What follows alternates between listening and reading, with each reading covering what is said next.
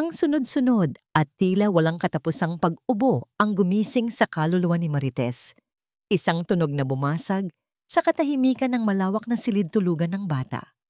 Isang tunog na bumiyak sa kanyang puso at nagbalik sa kanya sa pinakamasakit na alaala ng kanyang buhay. Lucho! Sigaw niya halos madapa sa pagmamadali patungo sa kuna ng bata. Naroon si Baby Lucho, ang nag-iisang tagapagmana ng pamilya Ramirez. Namumula ang kanyang munting mukha. Ang maliliit niyang kamay ay nakakuyom habang nahihirapang huminga. Para kay Marites, hindi ito ordinaryong ubo. Ito ay isang desperadong paghingi ng tulong. Agad niyang binuhat ang bata.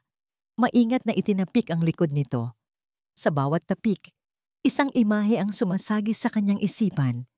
Isang maliit at malamig na kamay sa loob ng isang ospital, ang mahinang tunog ng makina, at ang nakabibinging katahimikan na sumunod. Hindi niya hahayaang maulit iyon. Shh! Andito na si Yaya Tess. Bulong niya, ang kanyang boses ay nanginginig sa pinaghalong takot at determinasyon. Unti-unting kumalma ang pag-ubo ng bata at ang paghinga nito ay nagsimulang bumalik sa normal. Niyakap niya si Lucho ng mahigpit, ipinikit ang kanyang mga mata at tahimik na nagpasalamat sa Diyos. Anong nangyayari dito? Ang ingay-ingay ninyo. Isang matinis na boses ang pumunit sa kanilang sandali. Napamulat si Marites at nakita si Kiara Velasco, ang social media star at mapapangasawa ni Sir Adrian Ramirez, na nakatayo sa may pintuan. Nakasuot ito ng mamahaling silk robe. Ang kanyang muka ay hindi nagpapakita ng kahit anong pag-aalala, kundi pagkainis. Ma'am Kiara, inubo po ng masama si Lucho. Mahinang paliwanag ni Marites. Tinaasan lang siya ng kilay ni Kiara. OA ka naman, Marites. Ubo lang yan. Baka naiistorbo mo lang ang pagtulog ng bata. Lumapit si Kiara, hindi para tingnan ng bata, kundi para kumuha ng isang bote mula sa bedside table. Ito ang bote ng Wellness Glow Elite Vitamins, ang produktong palaging ipinagmamalaki ni Kiara sa kanyang mga social media posts. Nakalimutan mo na naman ba? Ibinilin ko na sa'yo, 2 beses sa isang araw. Ito ang magpapanatili sa kanyang kalusugan. Imported to, hindi kung saan-saan lang gawa, sabi ni Kiara.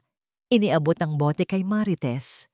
Ang tono niya ay parang nagbibigay ng utos, hindi paalala. Opo ma'am, pero napansin ko po, simula nang inumpisahan na niya to, parang lalo siyang naging sakitin. Lakas loob na sinabi ni Marites, biglang nag-iba ang anyo ng mukha ni Kiara. Are you questioning me? Isa ka lang katulong, Marites. At ako, I have millions of followers who trust my health advice. Sino sa tingin mo ang mas may alam? Napayuko si Marites. Hindi po sa ganoon, ma'am. Nag-aalala lang po ako. Then stop worrying and just do your job. Ipainom mo yan sa kanya ngayon na. Utos ni Kiara bago tumalikod at naglakad palabas ng silid. Iniwan ang isang mabigat na katahimikan. Naiwan si Marites, nayakap pa rin si Lucho. Tiningnan niya ang bote ng bitamina sa kanyang kamay. Ang label ay makintab at mukhang mamahalin, pero may kung anong mali. May kung anong hindi tama. Nang masigurong mahimbing na ulit ang tulog ng bata, dahan-dahan niya itong inilapag pabalik sa kuna. Kinuha niya ang bote at dinala sa ilalim ng ilaw. Binuksan niya ito. Walang kakaibang amoy sa unang pagkakataon. Ngunit nang ilapit pa niya ito sa kanyang ilong, may naamoy siya. Isang napakahinang amoy kemikal na hindi dapat naroroon sa isang bitamina para sa bata. Bilang isang dating lisensyadong parmasyutiko, alam niya ang amoy ng kaligtasan at alam niya rin ang amoy ng panganib. Isinara niya ang bote, ngunit ang pagdududa ay nabuksan na sa kanyang isipan. Kinagabihan, hindi mapakali si Marites. Pagkatapos ng kanyang mga gawain, tumayo siya sa tabi ng bintana ng kanyang maliit na kwarto sa servants' quarters. Tanaw ang madilim na hardin ng mansyon.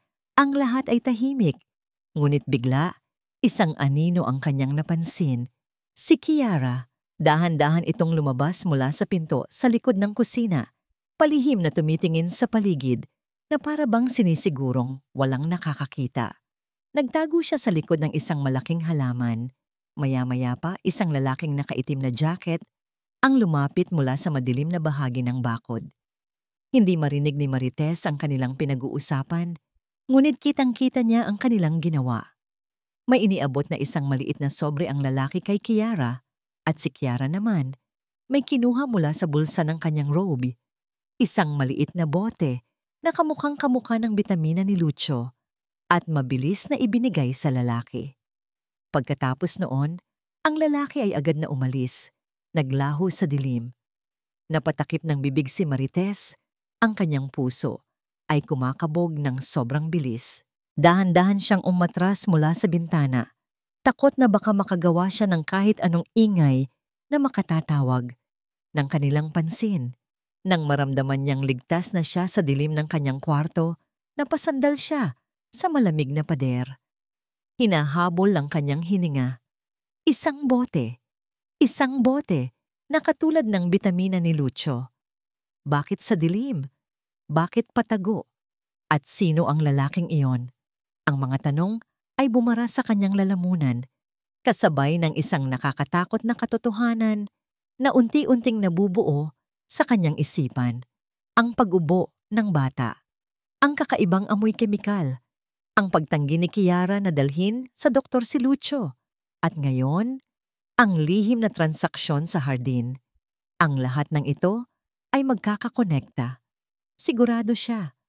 Ang pagdududa na kanina ay isang maliit na tinik lamang sa kanyang isipan ay isa na ngayong matalim na punyal na nakatarak sa kanyang puso.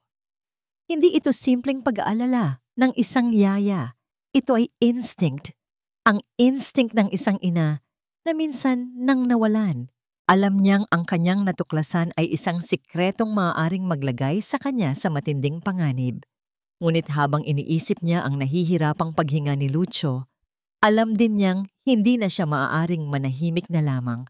Hindi na nakatulog si Marites ng gabing iyon. Ang imahe ni Kiara at ng misteryosong lalaki ay paulit-ulit na naglalaro sa kanyang isipan. Ang mabilis na pagpapalitan ng bote, ang lihim sa dilim. Bawat detalye ay tila isang piraso ng isang palaisipan na hindi niya maintindihan. Ngunit alam niyang ang nasa gitna nito ay ang kalusugan ng kawawang si Lucio. Bumangon siya mula sa kanyang manipis na higaan at kinuha ang kanyang luma at basag ang screen na cellphone. Nanginginig ang kanyang mga daliri habang tinatype niya ulit ang pangalan ng produkto sa search bar. Wellness Glow Elite Vitamins. Pinindot niya ang search, ang lumabas. Mga sponsored posts ni Kiara sa Instagram, mga blog entry na binayaran para purihin ang produkto, mga larawan niya habang hawak ang eleganteng bote. Pero walang official website, walang listahan ng ingredients, walang registration mula sa Food and Drug Administration. Para itong isang multo. Sikat na sikat, pero walang katawan, walang katotohanan. Ano ba ito, Kiara? Ano ang pinapainom mo sa bata? Bulong niya sa sarili. Ang kanyang boses ay puno ng pangamba. Kinabukasan, binantayan ni Marites si Lucio na parang isang agila.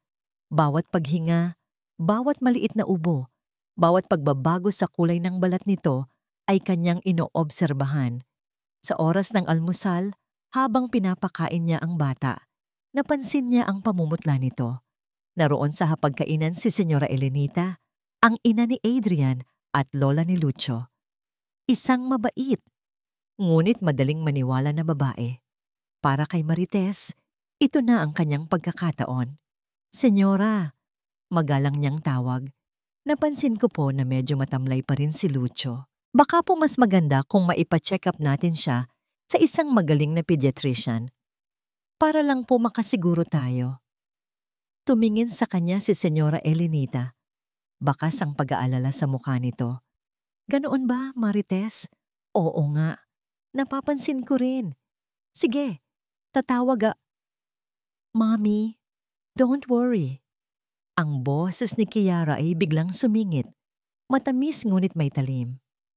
Kalalabas lang nito mula sa kanyang silid.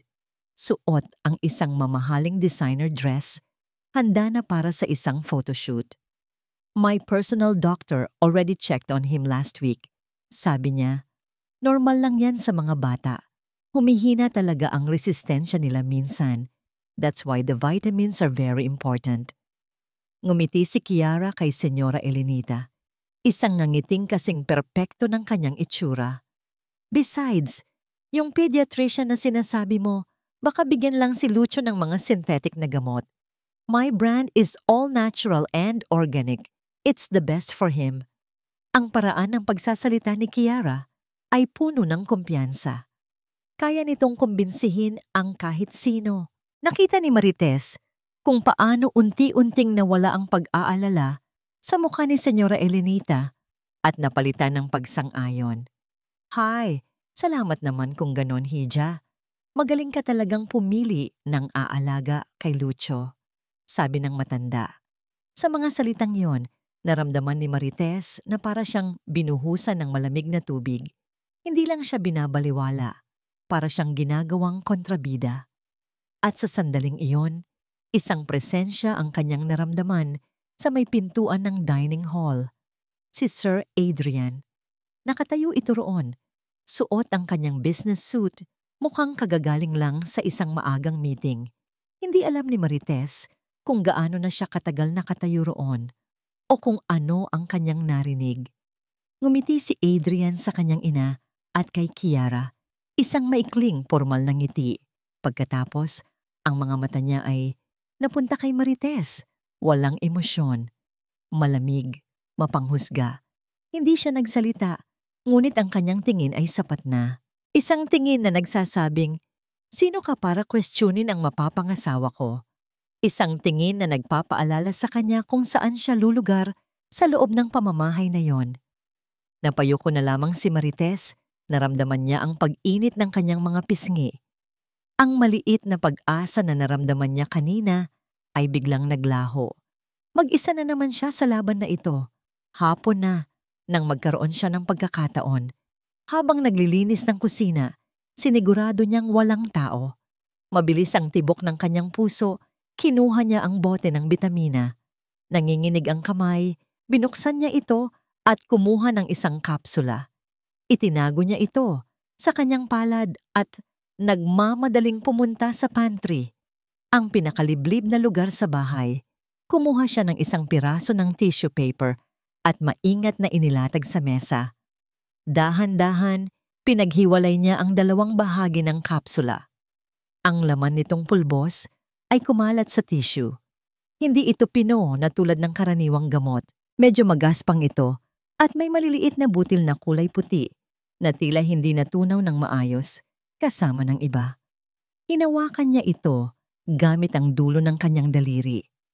Masyado siyang nakapokus sa kanyang ginagawa, kaya't hindi niya narinig ang mga yabag na papalapit. Ano ang ginagawa mo, Marites? Ang boses ay malamig at puno ng awtoridad. Napatalon sa gulat si Marites. Ang kanyang puso ay tila umakyat sa kanyang lalamunan. Nataranta siya. Biglang kinuyom ang tissue paper sa kanyang kamay, na para bang kaya niyang itago ang ebidensya sa ganoong paraan. Nang lumingon siya, nakita niya si Sir Adrian na nakatayo sa may pintuan ng pantry. Ang mga braso nito ay nakahalukip-kip at ang kanyang mga mata ay matalim na nakatitig sa kanya. Pagkatapos ay sa nakakuyom niyang kamay. Sir! Nanginginig ang boses ni Marites. Wala akong ginagawang masama. Ngunit ang mga salita ay tila nawalan ng bigat sa harap ng nanlilisik na mga mata ni Sir Adrian. Tinanong kita kung ano ang ginagawa mo. Pag-uulit niya. Ang kanyang boses ay mas mababa at mas mariin. Dahan-dahan siyang humakbang papalapit. Ang kanyang presensya ay tila pumuno sa maliit na espasyo ng pantry. At gusto kong malaman kung ano yang nasa kamay mo. Walang pagpipilian si Marites. Ang lalo pang pagtatago ay magmumukha lamang siyang mas may kasalanan. Nanginginig. Dahan-dahan niyang inilahad ang kanyang palad. Ipinakita ang lukot na tissue paper na may bahid ng puting pulbos. Tiningnan ito ni Adrian, pagkatapos ay muling ibinalik ang tingin sa mga mata ni Marites. Ang kanyang muka ay naging isang blangkong pader, ngunit ang kanyang mga mata ay nag-aapoy sa hinala. Ano ito? Bakit mo pinakikialaman ang gamot ng pamangkin ko? Ang salitang pinakikialaman ay tumusok sa puso ni Marites. Ito ay isang akusasyon. Sir, hindi ko po pinakikialaman. Desperado niyang sabi, ang kanyang boses ay halos maging isang pakiusap. Nag-aalala lang po talaga ako para kay Lucio. Sir, parang may mali po sa bitamina. Simula po nang ininom niya ito, lalo siyang naging mahina. Napakahina po ng amoy pero may chemical po akong naaamoy. Hinintay niya ang kahit anong senyales ng pag-unawa o kahit man lang pag-aalinlangan sa mukha ni Adrian. Ngunit wala.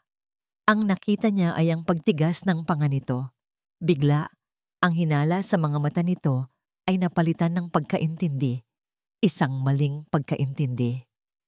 Ah, sabi ni Adrian, isang malamig at mapanuyang na ngiti ang sumilay sa kanyang mga labi. Ngayon naiintindihan ko na. Narinig kitang kausapin ng mami kanina. Ito pala ang plano mo. Sinusubukan mong siraan si Kiara. Hindi po, sir. Maniwala po kayo, hindi po. Pagmamakaawa ni Marites, naramdaman niya ang pangingilid ng kanyang mga luha.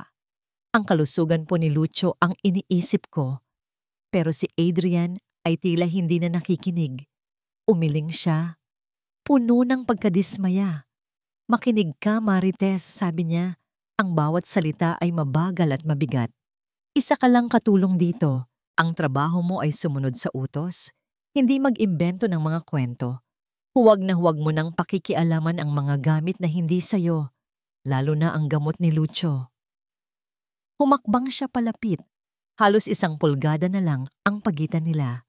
Napatingin si Marites sa sahig, hindi makayanan ang bigat ng kanyang titig. Maliwanag ba?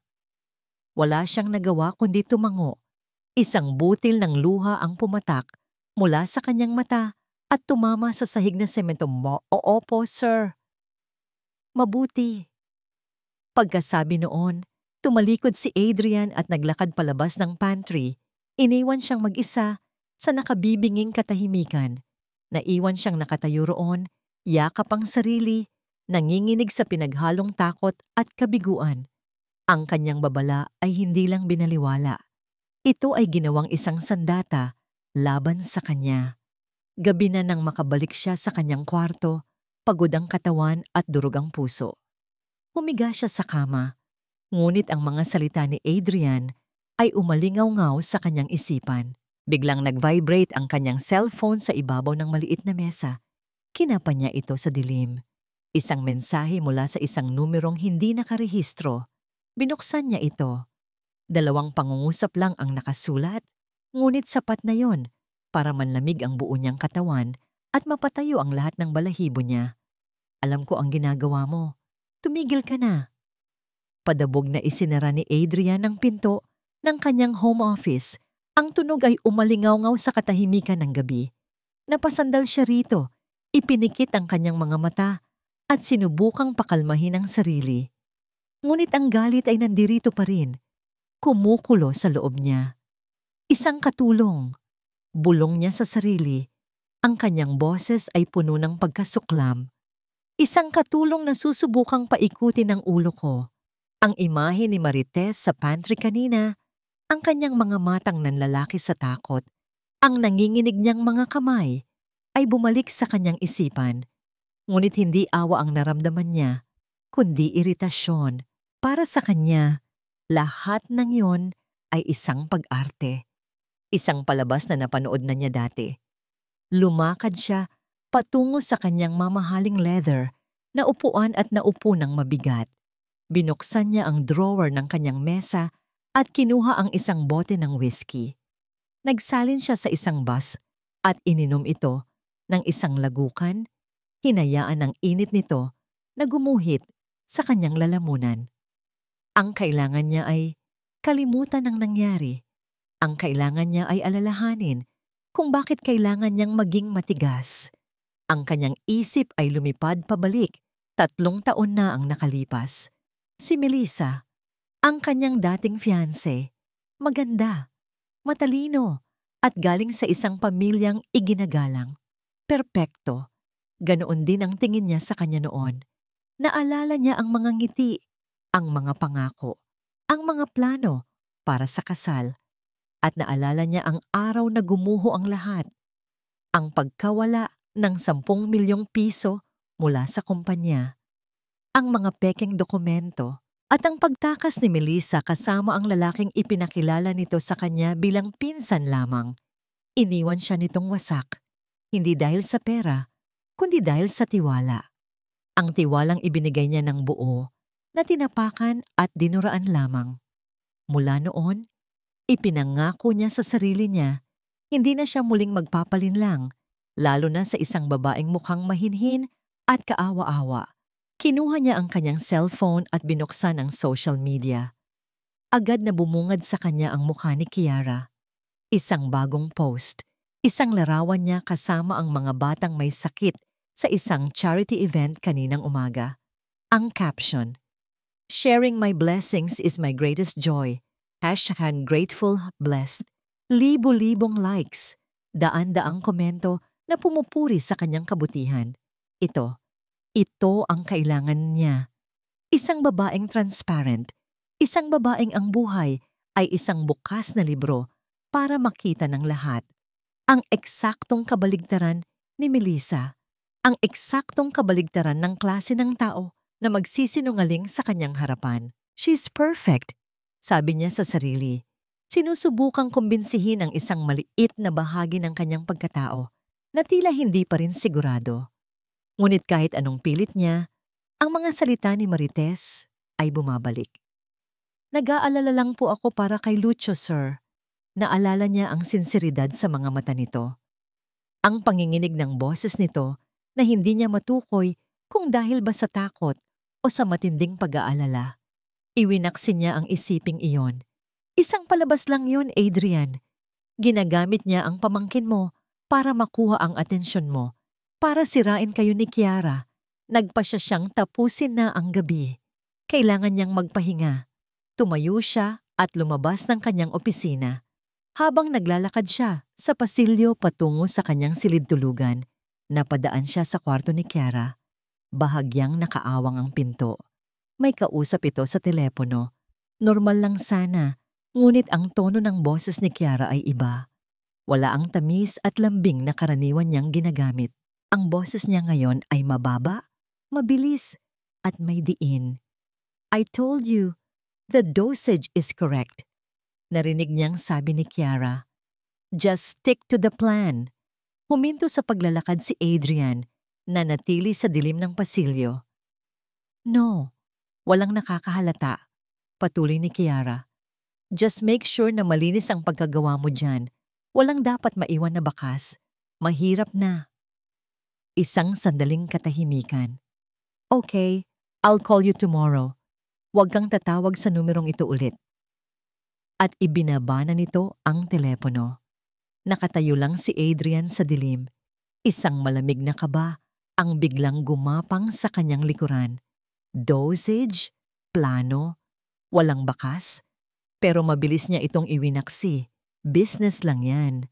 Malamang tungkol sa mga produkto niya. Stressed lang siya. Umiling siya. Pilit na pinaniwala ang sarili.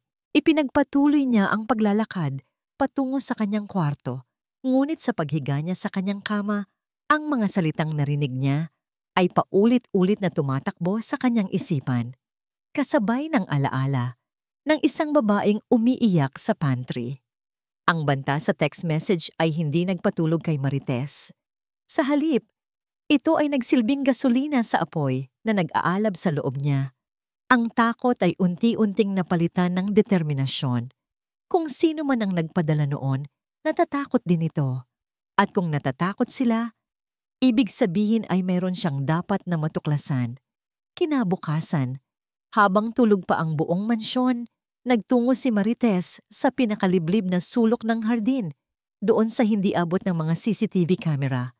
Nanginginig ang kanyang mga kamay habang dinadial niya ang isang numero mula sa isang maliit na piraso ng papel. Ito ang numero ni Jose, ang kanyang dating kasamahan sa trabaho at isa sa mga pinakamagaling na analytical chemist na kilala niya. 3 ring bago ito sumagot. Hello? Isang boses ng lalaking inaantok pa ang narinig niya. Jose? Si Marites to, pabulong niyang sabi. Narinig niya ang pag-ubo sa kabilang linya. Marites de la Peña? Ikaw nga.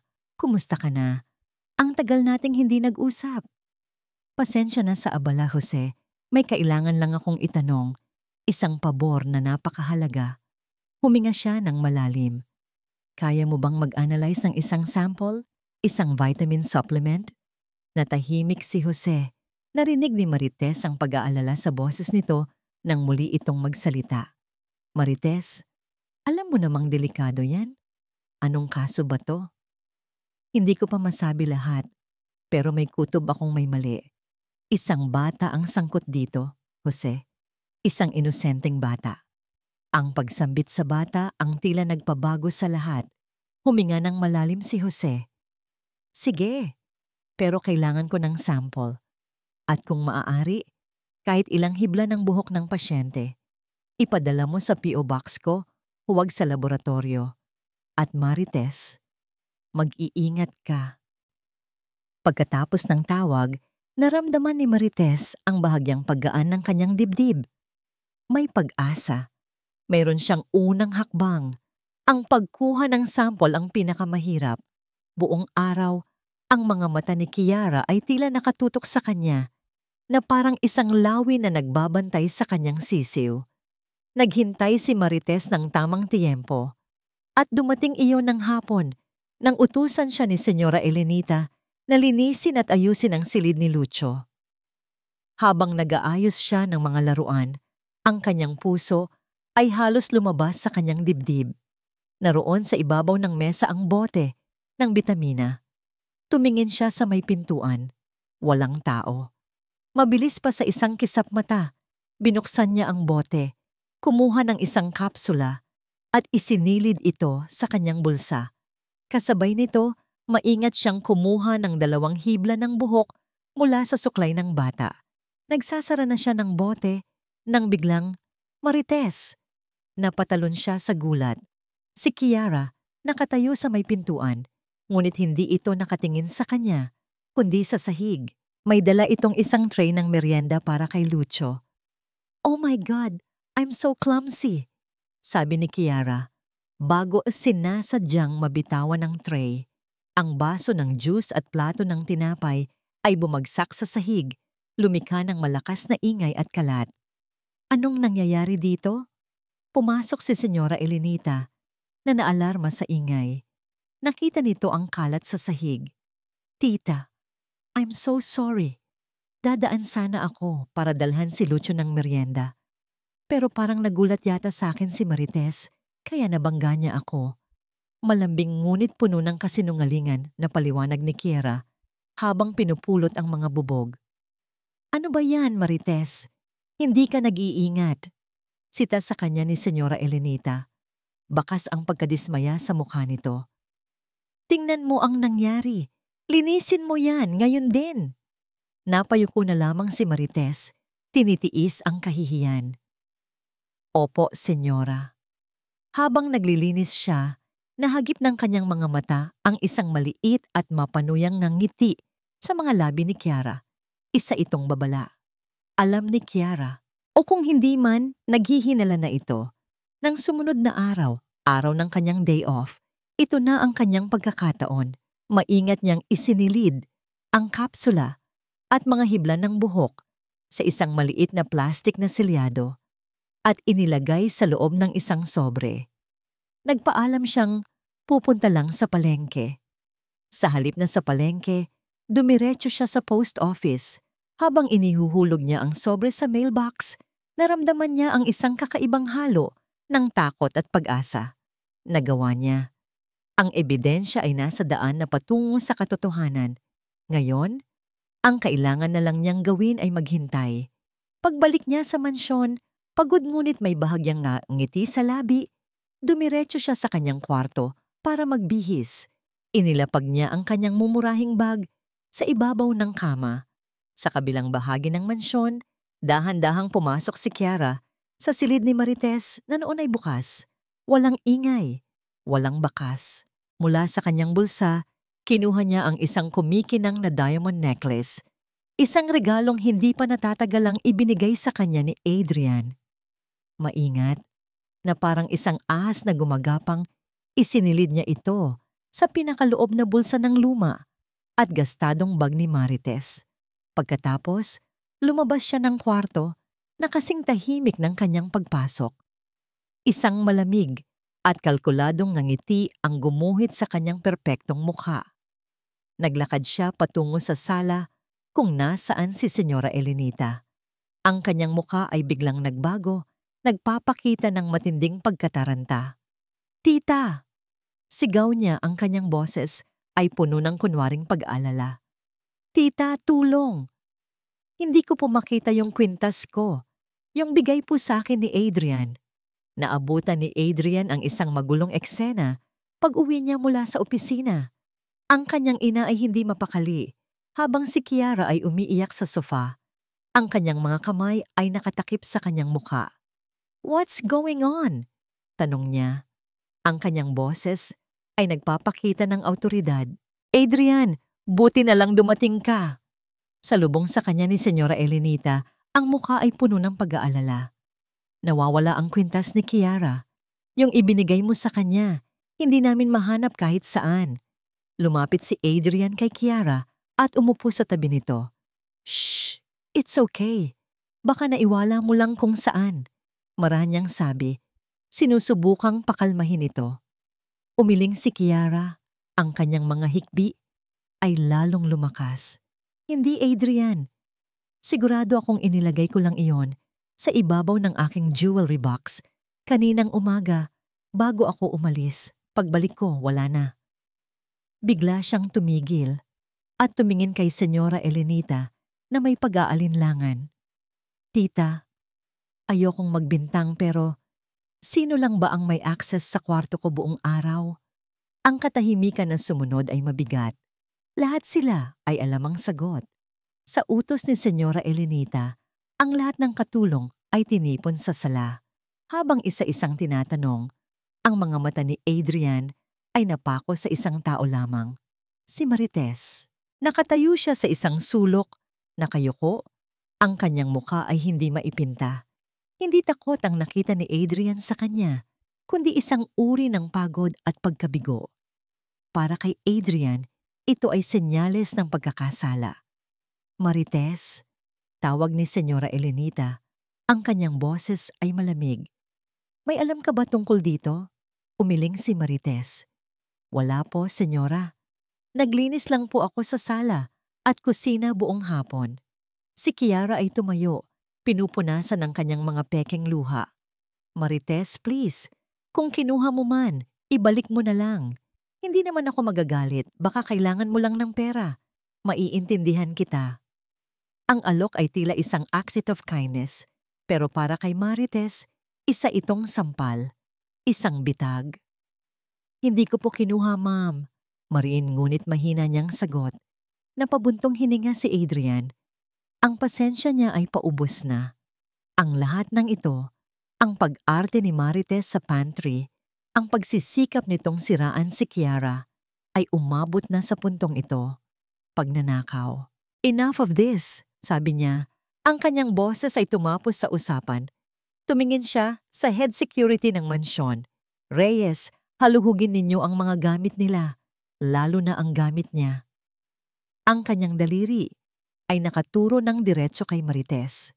"Sir Adrian, hindi po tama yan," protesta ni Marites. Sa wakas ay tumingala. Ang kanyang mga mata ay nagpapakita ng sakit at pagtutol. Ngunit huli na ang lahat. Sinamahan ng dalawang babaeng guard si Marites pabalik sa kanyang maliit na kwarto. Bawat sulok ay hinalughog, bawat damit ay inilabas, at sa huli, Mula sa pinakaloob na bulsa ng kanyang luma at gastadong bag, inilabas ng isang guard ang kumikinang na kwintas. Ang katahimikan sa loob ng silid ay nakabibingi. Hindi sa akin yan, bulong ni Marites. Ang kanyang boses ay halos hindi na marinig. Hindi sa akin yan. Nang ibalik sila sa sala at ipakita ang kwintas, ang reaksyon ni Kiara ay perpekto. Isang pagsinghap ng gulat na sinundan ng isang tingin ng matinding pagkabigo na nakatuon kay Marites. Marites, bakit? Ngunit hindi na tumitingin si Marites kay Kiara. Ang kanyang mga mata ay nakatitig kay Adrian, naghahanap ng kahit katiting na pagdududa, kahit maliit na senyales na hindi ito naniniwala sa nangyayari.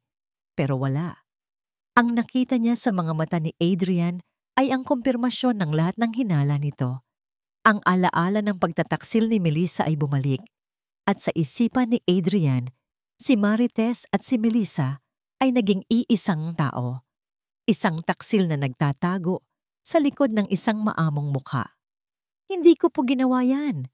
Sir, maniwala po kayo sa akin. Sinadya po ito. Pagmamakaawa ni Marites, ang kanyang mga luha ay malayang dumadaloy. Tumayo si Adrian, ang kanyang mukha ay kasing tigas ng bato. Hindi ko akalain na aabot ka sa ganito. Pagkatapos kitang bigyan ng babala, ito pa rin ang ginawa mo. Lumapit siya sa kanya. Get out of my house now. Ang mga salitang yon ay tumama kay Marites na parang isang malakas na suntok. Sir, pakiusap. Si Lucio. Wag na wag mong babanggitin ang pangalan ng pamangkin ko. Sigaw ni Adrian, ang kanyang galit ay sumabog. Wala kang karapatan. Pinalayas na kita. Dalawang gwardiya ang humawak sa magkabilang braso ni Marites. Habang kinakaladkad siya palabas, hindi niya inalis ang kanyang tingin kay Adrian. Umaasa pa rin. Ngunit si Adrian ay tumalikod na. Ayaw na siyang makita. Itinulak siya palabas ng malaking gate ng mansyon, dala lamang ang maliit na bag na pinaglagyan ng pekeng ebidensya. Kasabay ng pagsara ng gate, bumuhos ang malakas na ulan. Nakatayo siyang mag-isa sa gitna ng kalsada, basang-basa. Ang puso ay durog sa 1,000 piraso. Wala na siyang trabaho, wala na siyang tahanan, at ang pinakamasakit sa lahat, wala na siyang paraan para protektahan si Lucio. Sa sandaling iyon, naramdaman niya na nawala na sa kanya ang lahat. Biglang nag-vibrate ang kanyang cellphone sa loob ng kanyang bulsa. Nanginginig, kinuha niya ito. Si Jose. Sinagot niya ang tawag. Hello? Marites, sabi ng boses sa kabilang linya. Malakas at kagyat. Marites, kailangan nating mag-usap agad. Ang ulan ay walang tigil sa pagbuhos na tila nakikidalamhati sa nararamdaman ni Marites. Nakahanap siya ng masisilungan sa waiting shed ng isang istasyon ng bus, basang-basa at nanginginig sa ginaw. Doon niya sinabi kay Jose kung saan sila magkikita. 20 minuto ang lumipas. Isang luma at kinakalawang na kotse ang huminto sa kanyang tapat. Bumukas ang bintana sa passenger side. Marites, sakay na! Sigaw ni Jose. Pagpasok niya sa loob, agad niyang naramdaman ang init mula sa heater. Inabutan siya ni Jose ng isang tuwalya mula sa backseat. Salamat, Jose, sabi niya. Ang kanyang boses ay paos. Hindi nagsalita si Jose. Nagmaneho lang ito palayo sa mansyon ng mga Ramirez, patungo sa isang maliit at hindi gaanong mataong coffee shop. Nang makahanap sila ng isang mesa sa pinakasulok na bahagi, doon lang ito nagsalita. Preliminary results pa lang ito, Marites. Panimula niya inilabas ang isang brown envelope mula sa kanyang bag. Hindi pa kompleto ang tests, pero ang nakita ko, hindi ito ordinaryo. Binuksan niya ang envelope at inilabas ang ilang mga papel na puno ng mga numero at chemical compounds. Itinuro niya ang isang particular na graph. Yung pulbos sa loob ng kapsula, sabi ni Jose. Ang kanyang boses ay seryoso. Hindi ito bitamina. Ito ay isang complex compound. Mayroon itong immunosuppressant. Isang substance na sadyang nagpapahina sa immune system. Kaya pala sakitin ng bata. Tumango si Marites. Ang hinala niya ay tama. Pero may mas malala pa. Pero hindi lang yan ang nakakabahala. Patuloy ni Jose at ang kanyang mga mata ay nagpakita ng isang bagay na hindi pa nakita ni Marites dati. Takot. May isa pang active agent dito. Isang mimicking compound. Marites, ang substance na ito ay dinisenyo para gayahin ang mga sintomas ng isang partikular at napakabihirang sakit. Anong sakit? Kinakabahang tanong ni Marites. Tumingin si Jose sa kanyang mga mata. Acute intermittent porphyria, isang genetic disorder na umaatake sa nervous system at nagdudulot ng matinding pananakit, pagkahilo, at unti-unting paghina ng katawan. Bihira lang ang may ganitong sakit, Marites. Kadalasan, namamana ito sa pamilya. Biglang nanlamig ang buong katawan ni Marites. Mas malamig pa kaysa sa ulan kanina. Porphyria, naalala niya ang isa sa mga lumang libro sa library ng mansyon. Isang libro tungkol sa history ng pamilya Ramirez. May isang chapter doon tungkol sa isang lola sa tuhod ni Adrian na namatay sa isang misteryosong karamdaman. Ang mga sintomas na nakalista. Parehong-pareho. Bigla, ang buong plano ni Kira ay naging malinaw na parang kristal. Ang kanyang plano ay hindi lang pahinain si Lucio. Ang kanyang plano ay mas demonyo pa roon. Gusto niyang palabasin na minana ni Lucio ang sakit. Bulong ni Marites, hindi makapaniwala sa sariling mga salita. Gusto niyang isipin ng lahat na may taning na ang buhay ng bata. At kapag ang lahat ay kumbinsido na, dagdag ni Jose, madali na lang para sa kanya na magmungkahi.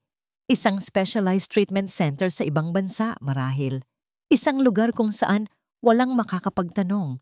Isang lugar kung saan hindi na niya tinapos ang sasabihin, pero pareho na nilang alam ang kasunod. Isang lugar kung saan maaaring mawala si Lucio ng tuluyan. Napasabunot si Marites sa kanyang buhok. Ang kanyang isip ay gulong-gulo. Ang kasamaang ito, hindi niya kayang isipin. Paano nagagawang isipin ng isang tao ang ganitong bagay? Ito pala ang dahilan kung bakit ayaw niyang dalhin sa doktor si Lucio.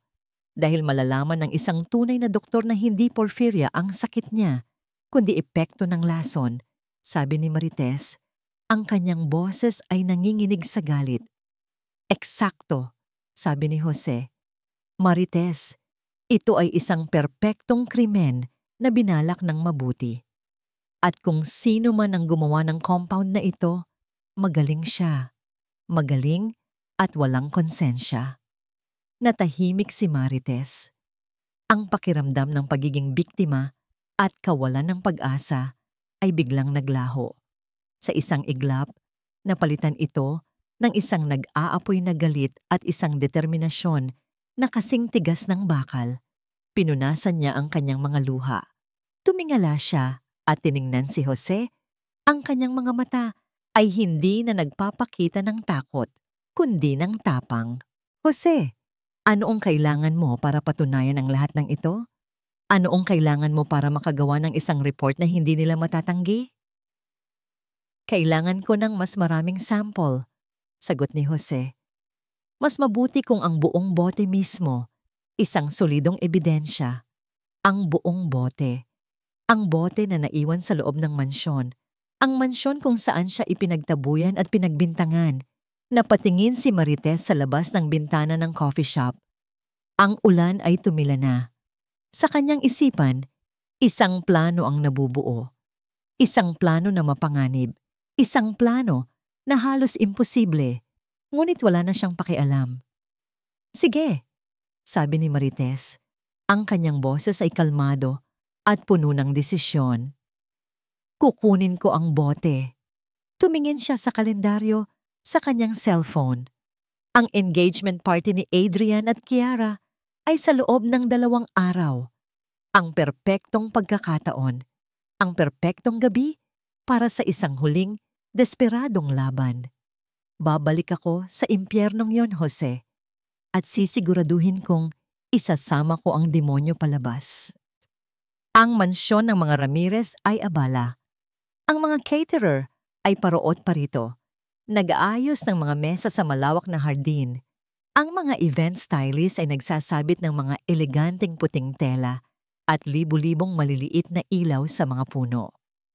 Ang lahat ay dapat maging perpekto para sa engagement party ni na Adrian Ramirez at Kiara Velasco. Ngunit sa gitna ng lahat ng kaguluhan, si Adrian ay nakatayo sa balkonahe ng kanyang silid. Hawak ang isang baso ng mamahaling alak, ngunit hindi ito iniinom. Ang kanyang mga mata ay nakatanaw sa mga paghahanda, ngunit ang kanyang isip ay nasa ibang lugar. 2 araw na ang nakalipas mula nang palayasin niya si Marites. Dapat ay gumaan ang kanyang pakiramdam. Dapat ay mapayapa na ang kanyang isipan. Pero hindi. Isang kakaibang bigat ang nakadagan sa kanyang dibdib. Isang pakiramdam na hindi niya maipaliwanag. Sinubukan niyang isisi ito sa stress ng party, sa mga problema sa negosyo. Ngunit alam niya, sa kaibuturan ng kanyang puso, na hindi yun ang dahilan. Ang dahilan ay ang imahe ni Marites na kinaladkad palabas sa gitna ng ulan. Ang mga mata nitong puno ng sakit at pakiusap. "Sir, maniwala po kayo sa akin. Sinadya po ito." Umiling siya, sinusubukang iwaksi ang alaala. Magnanakaw siya, Adrian, at sinungaling. Ngunit ang mga salitang narinig niya mula sa telepono ni Kiara ay patuloy na bumabalik. Dosage, plano, walang bakas. Adrian, mahal. Ang boses ni Kiara ang pumutol sa kanyang pag-iisip. Lumapit ito sa kanya sa balkonahe. Niyakap siya mula sa likod. Ang ganda ng setup, di ba? It's going to be the party of the year. Pilit nang ngumiti si Adrian. Oo, maganda nga. Nga pala, tumawag yung doktor ko. Masayang sabi ni Kiara. Kinumusta niya si Lucho? Sabi niya, normal lang daw talaga ang kondisyon niya. The important thing is to be consistent with his vitamins daw. Ang bait niya. No? Kiara, tanong ni Adrian, sinubukan niyang gawing kaswal ang kanyang tono. Ano nga ulit ang pangalan ng doktor mo? Natigilan si Kiara ng isang segundo. Si Dr. Reyes. Bakit mo natanong? Wala naman. Gusto ko lang malaman kung sino ang nag-aalaga sa pamangkin ko. Ngumiti si Kiara. Don't worry, mahal. He's the best. In fact, baka bisitahin niya ulit si Lucho mamaya bago mag-start ang party. Tumangulang si Adrian. Mamayang hapon, habang nag-aayos siya ng kanyang isusuot, napadaan siya sa silid ni Lucho. Nakita niya ang pamangkin na nakahiga sa kama. Pinapanood ang kanyang paboritong cartoon show sa isang tablet. Mas maputla ito kaysa dati. Mas matamlay. Pumasok siya at umupo sa tabi ng bata. Hey champ, how are you feeling? I'm tired, tito. Sagot ng bata. Hindi man lang inaalis ang tingin sa screen. Ang simpleng sagot na yon ay tila isang suntok sa sikmura ni Adrian. Naalala niya kung gaano kasigla at kakulit si Lucho noon. Ngayon, para itong isang halaman na unti-unting nalalanta. Napansin niya ang isang libro sa bedside table, isang makapal at luma ng libro, ang history book ng kanilang pamilya. Kinuha niya ito at bumukas ito sa isang pahina na may nakaipit na bookmark. Ang pahina ay tungkol sa kanilang angkan at sa mga sakit na minana nila. At doon, nabasa niya ang isang pangalan, Porfiria. Biglang bumukas ang pinto. Si Kiara, kasama ang isang lalaking naka-Amerikana. Mahal! Andito na si Dr. Reyes. Tumingin si Adrian sa doktor. Matangkad ito at gwapo. Ngunit may kung anong kaba sa mga ngiti nito. Hindi ito mukhang isang pediatrician. Mas mukha itong isang artista. Good evening, Mr. Ramirez, bati ng lalaki. Inilahad ang kamay. Hindi ito tinanggap ni Adrian. Tinitigan niya lang ito. Saan po kayo nagtapos ng medisina, doktor? Natigilan ng lalaki. Sa States. Anong ospital po kayo naka-affiliate dito sa Pilipinas? I'm a private practitioner. Nauutal na sagot ng lalaki. Tumingin si Adrian kay Kiara na ngayon ay medyo namumutla na. Mahal, ano ba yan? Ini-interrogate mo ba ang doktor ko? Hindi sumagot si Adrian. Sa halip, pumasok siya sa dating kwarto ni Marites na ngayon ay bakante na. Hindi niya alam kung bakit. Ngunit may nag-udyok sa kanyang gawin iyon. Ang kwarto ay malinis. Halos walang bakas na may tumira doon. Ngunit sa ilalim ng kama, may isang bagay na naiwan. Isang maliit at lumang notebook. Kinuha niya ito. Ito ay isang medical journal. Sa loob, nakasulat ang mga notes ni Marites tungkol sa iba't ibang gamot, mga side effects, mga chemical composition. Ang sulat kamay ay pulido at profesional. At sa huling pahina, may isang entry na isinulat kamakailan lang. Nakasulat doon ang pangalan ng isang gamot na may immunosuppressant properties. At sa tabi nito, isinulat niya ang mga sintomas. Pagkapagod, pananakit ng tiyan, pagkalito, pamumutla. Ang mga sintomas ni Lucio. Isinara ni Adrian ang notebook. Ang kanyang puso ay dumadagundong sa kanyang dibdib. Isang piraso ng palaisipan. Ang mga salita ni Marites. Ang narinig niyang usapan sa telepono. Ang kahinahinalang doktor, ang sakit sa history book ng kanilang pamilya. At ngayon, ang journal na ito, lahat ng ito ay nagsasabing may mali. Isang malaking pagkakamali. At sa kauna-unahang pagkakataon, naramdaman ni Adrian ang isang bagay na matagal na niyang ibinaon. Ang takot na baka ang taong pinagkakatiwalaan niya ay siya palang muling sisira sa kanya. Ang ingay mula sa engagement party ay maririnig hanggang sa labas ng matataas na pader ng mansyon, isang perpektong pagkakataon. Habang ang lahat ng atensyon mula sa mga bisita hanggang sa mga security guard ay nakatuon sa marangyang selebrasyon sa hardin, isang anino ang dahan-dahang gumapang sa pinakamadilim na bahagi ng bakod sa likuran. Si Marites, nakasuot ng itim na damit at itim na bonnet, ay nanginginig hindi dahil sa takot, kundi dahil sa adrenaline. Sige na Marites, bulong ng isang matandang boses mula sa labas. Si Mang Cardo, ang pinakamatandang hardinero ng mga Ramirez, ang kanyang naging kakampi. Naawa ito sa sinapit niya at naniwala sa kanyang kwento. 10 minuto lang ang patrol break ng gwardiya sa likod. Bilisan mo! Tumango si Marites. Sa tulong ni Mang Cardo na medyo iangat ang isang bahagi ng cyclone wire na matagal nang sira, nagawa niyang makapasok sa loob. Ang kanyang puso ay kumakabog na parang tambol. Bawat kaluskos ng dahon, bawat alulong ng aso sa malayo, ay tila isang hudyat ng panganib. Dahan-dahan siyang gumapang, gamit ang mga halaman bilang kanyang taguan, patungo sa pinto sa likod ng kusina na laging iniiwang hindi nakalock ni Mang Cardo. Nang makapasok siya sa loob, sinalubong siya ng pamilyar na amoy ng mansyon. Ngunit ngayon, ang amoy na ito ay nagdadala ng panganib. Narinig niya ang malakas na tugtog at tawanan mula sa hardin. Malayo pa sila. Ang kanyang target, ang master's bedroom, ang silid ni Kiara.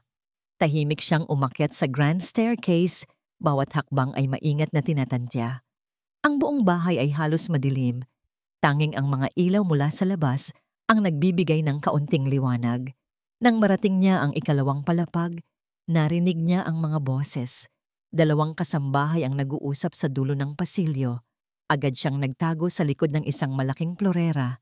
Hinintay niyang makaalis ang mga ito bago siya nagpatuloy. Sa wakas, narating niya ang pinto ng silid ni Kiara. Sarado ito, pero hindi nakalock. Huminga siya ng malalim, pinakalma ang sarili, at dahan-dahang pinihit ang doorknob. Ang silid ay malawak at malinis. Ang lahat ay nasa perpektong ayos. Ang kanyang mga mata ay mabilis na naghanap. Saan niya itatago ang isang bagay na napakahalaga? Sinimulan niya ang paghahanap sa drawer ng bedside table, sa ilalim ng kama, sa likod ng mga libro. Wala. Bumalik sa kanyang isipan ang eksena noong araw na pinalayas siya. Ang diamond necklace. Alahas, mabilis niyang tinungo ang walk-in closet. Naroon ang isang malaking-malaki at puting jewelry armoire. Binuksan niya ang unang drawer. Mga hikaw. Pangalawa, mga pulseras. Pangatlo, mga singsing. At sa pang-apat na drawer, sa ilalim ng mga mamahaling relo, naroon ito. Isang maliit na kahon na pamilyar sa kanya. Ang kahon na naglalaman ng kanyang pag-asa. Kinuha niya ito. Binuksan. Sa loob, naroon ang halos puno pang bote ng Wellness Glow Elite Vitamins. Nakahinga siya ng maluwag. Tagumpay. Isinilid niya ang bote sa maliit na sling bag na dala niya. Palabas na sana siya ng closet nang biglang bumukas ang pinto ng silid tulugan. "I'll be quick, mahal. I just need to retouch my makeup." Narinig niya ang boses ni Kiara. Nanigas si Marites sa kanyang kinatatayuan. Huli na para tumakbo.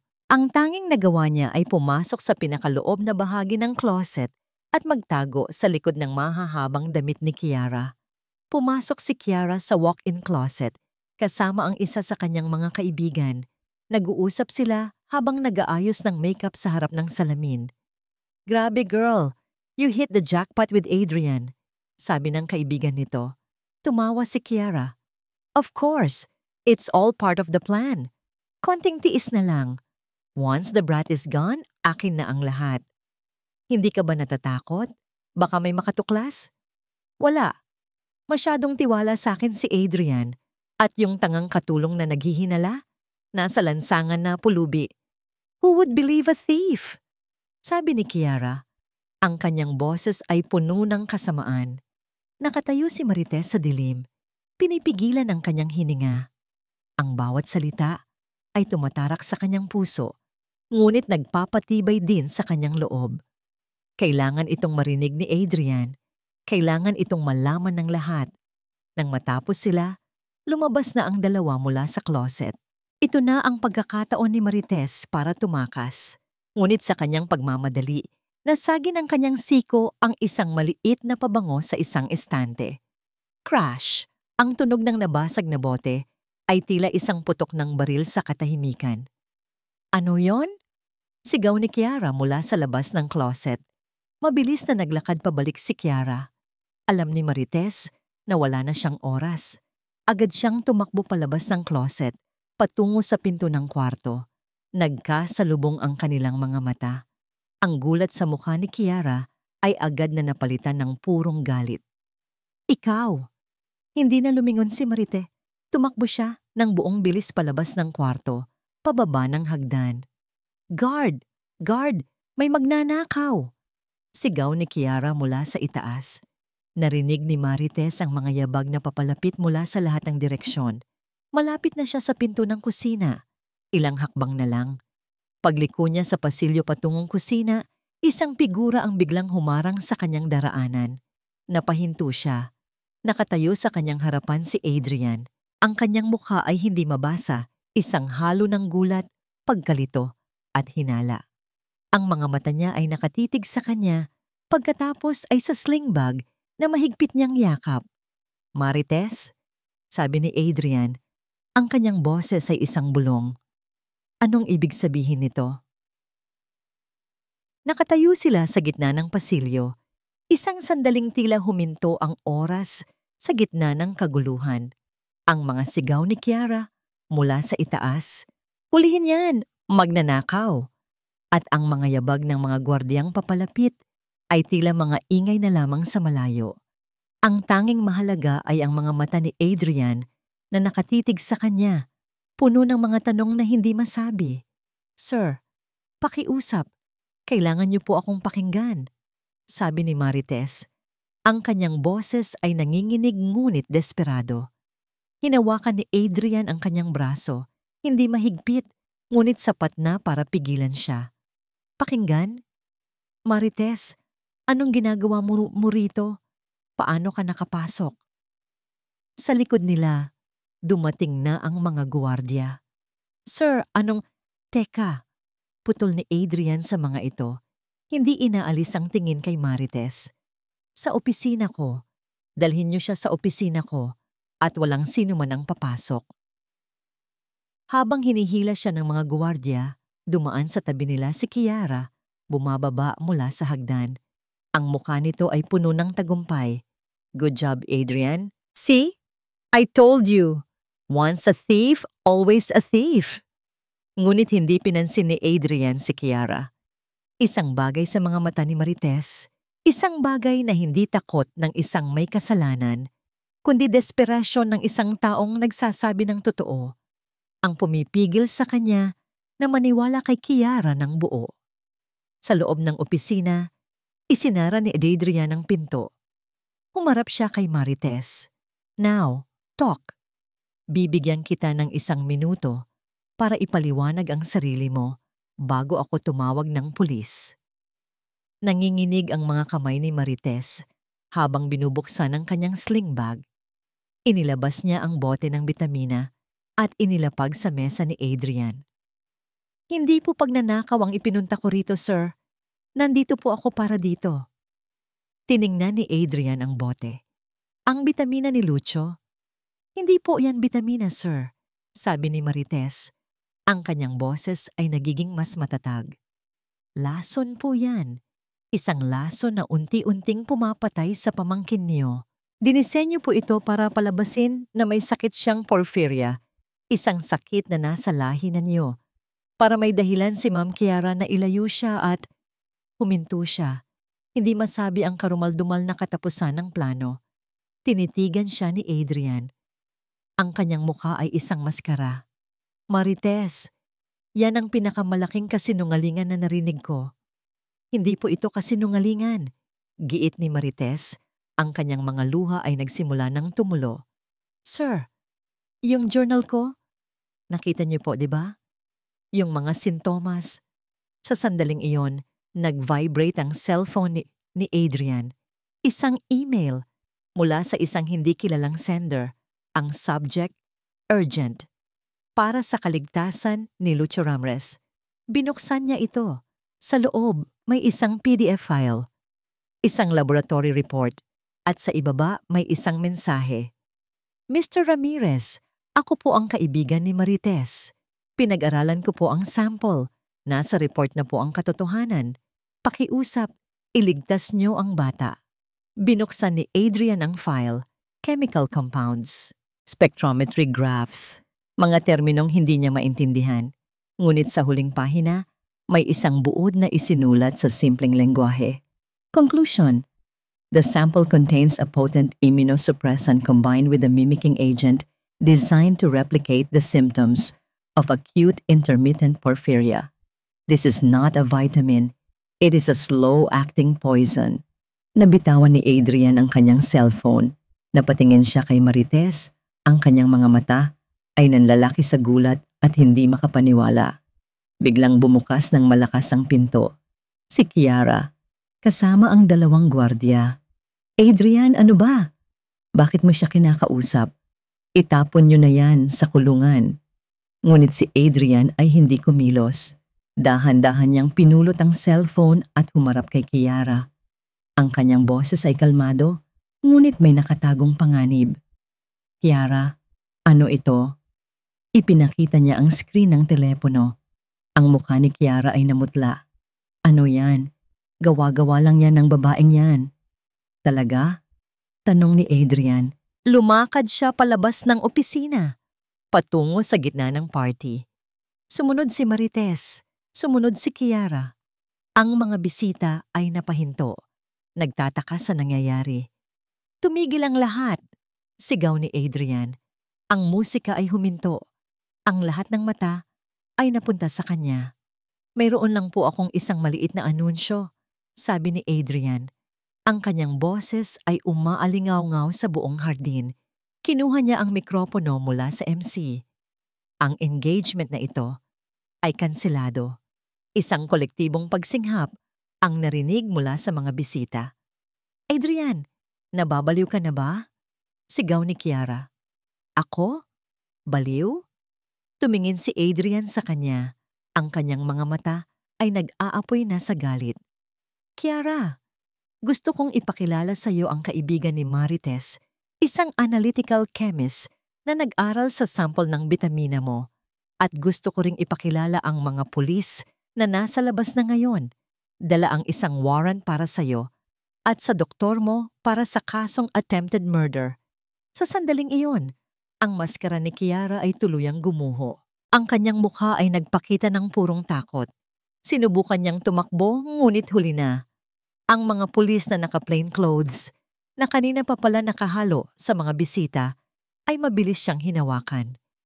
Hindi! Hindi totoo yan! Ganti lang yan ng katulong na iyan! Sigaw ni Kiara nagpupumiglas. Adrian, mahal kita! Huwag kang maniwala sa kanya. Ngunit hindi na nakikinig si Adrian. Ang kanyang atensyon ay na kay Marites na tahimik na umiiyak sa isang sulok. Nilapitan niya ito sa harap ng daan-daang mga mata. Dahan-dahan, lumuhod siya sa harapan ni Marites. Patawarin mo ako, sabi ni Adrian. Ang kanyang boses ay basag. Ang kayabangan at galit ay nawala. Napalitan ng isang bagay na mas malalim, pagsisisi. Patawarin mo ako sa hindi ko pakikinig, sa hindi ko pagtitiwala di sa sayo. Ikaw lang ang nag-iisang taong tunay na nagmalasakit sa pamilya ko at binalewala kita. Hinawakan niya ang kamay nito. Patawarin mo ako, Marites. Habang dinadala ng mga pulis si Kiara palabas, habang ang mga bisita ay nagbubulungan sa gulat, ang mundo ni na Adrian at Marites ay tila naging silang dalawa na lang. Isang paghingi ng tawad at isang bagong simula. Lumipas ang ilang linggo. Ang iskandalo sa engagement party ng mga Ramirez ay naging laman ng bawat balita. Ngunit tulad ng lahat ng bagay, unti-unti rin itong nalimot ng publiko. Si Kiara Velasco at ang kanyang kasabot na doktor ay nahaharap sa mabigat na kaso at siguradong habambuhay na pagkabilanggo. Sa mansyon ng mga Ramirez, ang marangyang palamuti ng party ay matagal nang inalis, ngunit ang katahimikan na naiwan ay iba. Hindi ito ang malungkot na katahimikan ng dati, kundi isang payapang katahimikan, ang uri ng katahimikan na dumarating pagkatapos ng isang malakas na bagyo. Ang pinakamalaking pagbabago ay makikita sa kalusugan ni Baby Lucho. Sa tulong ng mga tunay na doktor, unti-unti nang bumabalik ang kanyang lakas. Ang pamumutla sa kanyang mukha ay napalitan na ng pamumula at ang kanyang matamlay na mga mata ay muling nagkaroon ng kislap. Ang tawa ng isang bata ay muling naririnig sa mga pasilyo ng mansyon at ang dahilan ng lahat ng iyon ay si Marites. Hindi na siya ang yaya na laging nakayuko. Sa tulong ng pamilya Ramirez, ang kanyang lisensya bilang isang parmasyutiko ay naibalik. Ang kasinungalingan na sumira sa kanyang karera noon ay nabura na ng katotohanang inilantad niya ngayon. Isang hapon, habang nagbabasa siya ng isang medical book sa may hardin, lumapit si Lucho. May dalang isang garapon ng totoong bitamina, yung gummy bears na paborito nito. Yaya Tess, vitamins ko po, sabi ng bata. Nakangiti. Ngumiti si Marites at kinuha ang garapon. Okay, Lucho, isa lang ha? Inabutan niya ang bata at pagkatapos ay ginulo niya ang buhok nito. Ang gwapo-gwapo naman ng alaga ko. Mula sa malayo pinapanood sila ni Senyora Elenita. Lumapit ito kay Marites. Ang kanyang mga mata ay puno ng pasasalamat at pagsisisi. Marites Hija, sabi ng matanda. Hindi ko alam kung paano kami makakabawi sa'yo. Iniligtas mo ang apo ko. Iniligtas mo ang pamilya namin. Hinawakan nito ang kamay ni Marites. Patawarin mo kami sa lahat. Tapos na po yon, senyora, sagot ni Marites. Isang tapat na ngiti ang nasa kanyang mga labi. Ang mahalaga po ay ligtas si Lucho. Huwag mo na akong tawaging senyora. Tita Elenita na lang, sabi ng matanda, bago ito niyakap ng mahigpit. Dahil parte ka na ng pamilyang ito. Nang hapong iyon, habang naglalakad si Marites sa hardin, nilapitan siya ni Adrian. May dala itong 2 tasa ng kape. Para sa'yo, sabi niya. Iniabot ang isang tasa. Salamat, sir, sagot ni Marites. Adrian na lang, pakiusap ni Adrian. Sa tingin ko, wala na akong karapatang tawaging sir mo. Naupo sila sa isang bench na nakaharap sa mga bulaklak. Sa loob ng ilang sandali, walang nagsalita. Pinanood lang nila si Lucio na masayang naghahabol ng isang paru-paro. Alam mo, basag ni Adrian sa katahimikan. Minsan, ipinapadala pala ng Diyos ang mga anghel sa mga lugar na hindi mo inaasahan. Tumingin siya kay Marites. Ang kanyang mga mata ay puno ng isang emosyon na hindi pa nakita ni Marites dati. Minsan, dumadating sila bilang isang tahimik na katulong na may tapang na higit pa sa isang buong sandatahan. Napayuko si Marites, naramdaman ang pag-init ng kanyang mga pisngi. Nasaktan kita, Marites. Hinusgahan kita. At habang buhay kong pagsisisihan yon, patuloy ni Adrian. Pero binigyan mo ako ng isang bagay na matagal nang nawala sa akin. Ang kakayahang magtiwala muli. Dahan-dahan, iniabot niya ang kanyang kamay at hinawakan ang kamay ni Marites.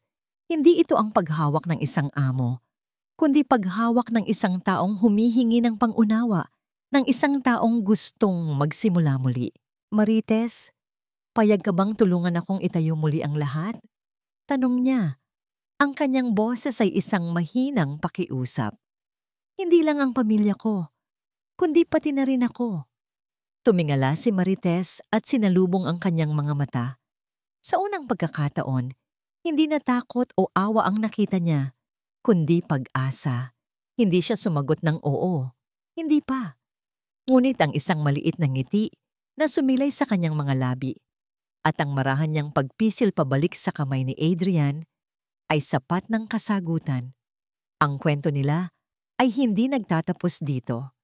Sa katunayan, ito ay nagsisimula pa lamang. Isang kwento na isinilang mula sa sakit at pagtataksil.